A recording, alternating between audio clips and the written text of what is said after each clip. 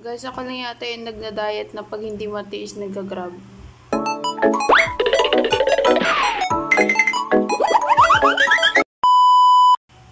Naka-order na. Tapos bigla kong hinanap kung saan yung cancel. Wala pala tong cancel. Pero hindi ko cancel. Napaisip lang ako, paano kaya kung tiniis ko na lang, i-cancel ko na to kahit naka-order na ako. Maghapon ako, wala pa akong kinakain. Maghapon. 4:13 na, wala akong kinakain. Tapos kakain ako ng 1-piece chicken spicy, isang baso ng soft drinks, tapos large na fries. Large ba yun? Medium? Di ko alam. Tapos, yung isa, nung tawag dun? Steak. Yung ganun something, may steak, ganun. Pagkatapos ko na maligo. Umuulan. Kaya siguro siya matagal.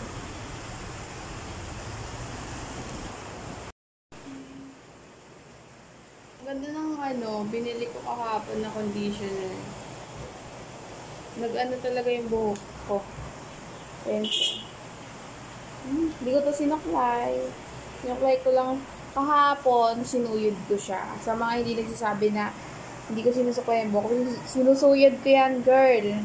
Sinusuyod ko yan. Siguro 3 araw sunod ko siyang sinuyod. Kaya ngayon ganito yung itsura niya. Para siyang buhaghag. Pero, ang ganda nung nabili ko ang conditioner. Kasi parang tingnan mo, hindi to ganito. Parang naano niya yung buhok ko, naka-curl niya lalo. Guys, ayan na. Tatawag na yun mamaya-maya. Malayo pa siya. 4:35 na. Nagbabiyahe na siya.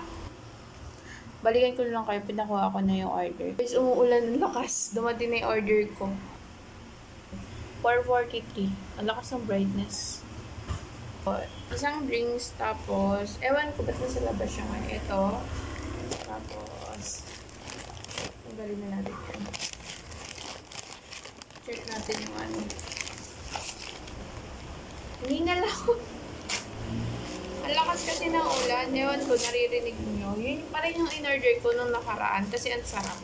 Ayan. Order ako nito. Tapos, eto. Mainit pa.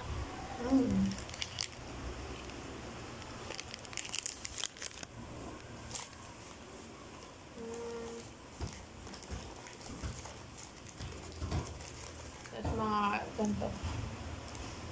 Chara Tinidor. As ito. Meron. May gravy. Ayan. Gutom na gutom ka, girl. Di mo na inayos. So, guys, bibilisan ko na lang to. Kain tayo. Ang lakas ng ulan. Hindi nyo rin ako maririnig. Oh, sobrang lakas pa.